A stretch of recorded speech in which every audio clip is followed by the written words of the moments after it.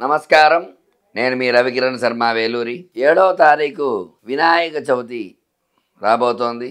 మరి ఈ వినాయక చవితి నాడు ప్రతి ఒక్కరికి కూడా చాలా అనుమానాలు ఉంటాయి.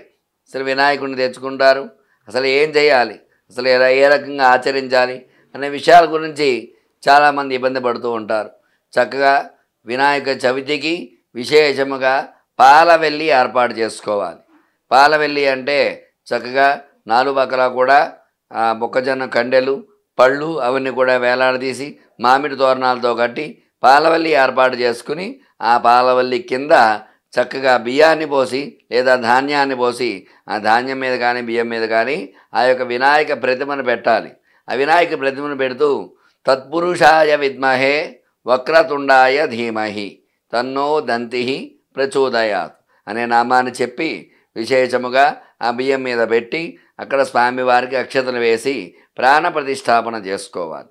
చేసుకుని స్వామికి విశేషముగా 21 ఆకులతోటి పత్రి పూజ చాలా విశేషముగా ఉంటుందన్నమాట. ఒక్కొక్క స్వామివారి ఒక్కొక్క నామానికి ఒక్కొక్క ఆకు విశేషముగా ఆ యొక్క మారేడు దళము, గరిక, తులసి, అలాగే దత్తూరు పత్రము, ఉమ్మెత్తు పత్రము, ఇట్లా అనేక రకాల పత్రాలు 21 పత్రాలు ఏకవింశతి పత్రాలు అంటారు. అంటే ఒక్కొక్క పత్రి పూజ చేయటం వల్ల ఒక్కొక్క విశేషం అనేది వస్తూ ఉంటుందన్నమాట. ఆ యొక్క 21 నామాలు చెప్పుకుంటూ 21 రకాల పత్రితో విశేషముగా ఆ గణపతిని అర్చన చేయాలి. అట్లాగే స్వామివారికి విశేషముగా అంగపూజ ఉంటుంది. ఆ అంగపూజ చేసుకుని వినాయక అష్టోత్తరంతో పూజ చేసుకుని ఆ యొక్క వినాయకుడికి ఇష్టమైనటువంటి మోదకాలు, కుడుములు అంటారు, ఉండ్రాలు అంటారు, మోదకాలు అంటారు, అనేక రకాలుగా పిలుస్తూ ఉంటారు.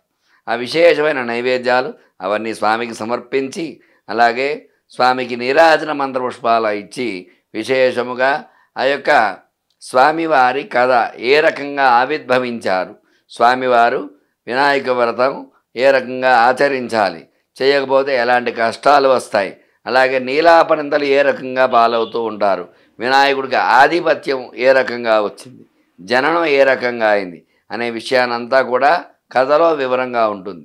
అందువల్ల చక్కగా ఆ వినాయకుడు కథ చదువుకుని ఆ యొక్క కథాక్షతలు వేసుకుని సాయంత్రం అయిన తర్వాత మరలా దీపారాధన చేసి ఆ కథాక్షతలు పక్కన పెట్టుకుని ఇంట్లో ఉన్న వారందరూ కూడా కథాక్షతలు వేసుకుని చంద్రుడికి నమస్కారం చేసుకోవాలి. ఎందువల్ల అంటే చంద్రుడి వల్లే నీలాపనిందల పాలవుతూ ఉంటారు.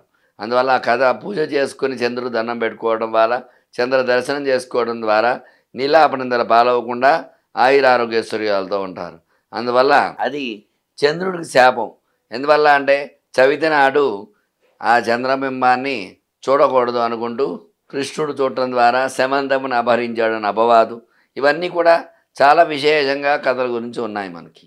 అలాగే చంద్రుడు ఆ యొక్క పుట్టినరోజు నాడు తల్లిదండ్రులకు నమస్కారం చేయలేక అవస్థపడుతుంటే ఆ వినాయకుడిని చూసి పకపక నవ్వుతాడు. అందువల్ల చంద్రుడిని చూస్తే నీలాపనిందల పాలవుతారంటారు. అందువల్ల చవితి నాడు ఎవరైనా సరే చవితి వినాయకుడి పూజ చేసుకోకుండా చంద్రుని చూసారా మీరు అపనిందల పాలవడం ఖచ్చితంగా ఉంటుంది. అందువల్ల ఖచ్చితంగా పూజ చేసుకుని చంద్రుని చూసినట్లయితే ఎలాంటి అపవాదులు రాకుండా ఉంటాయి. జాగ్రత్తగా పూజ చేసుకుని ఆ యొక్క వినాయకుడి అనుగ్రహాన్ని పొంది, ఎందుకంటే కలవు గణపతవు, కలియుగంలో గణపతి కొన్న విశిష్టత ఎవరికీ లేదు. గణపతి అర్చన, గణపతి హోమం, గణపతి పూజ ఎవరైతే చేస్తారో ఖచ్చితంగా గణపతి అనుగ్రహంతో మీ కోరికలు నెరవేరుతాయి, ఇందులో సందేహం ఏం లేదు.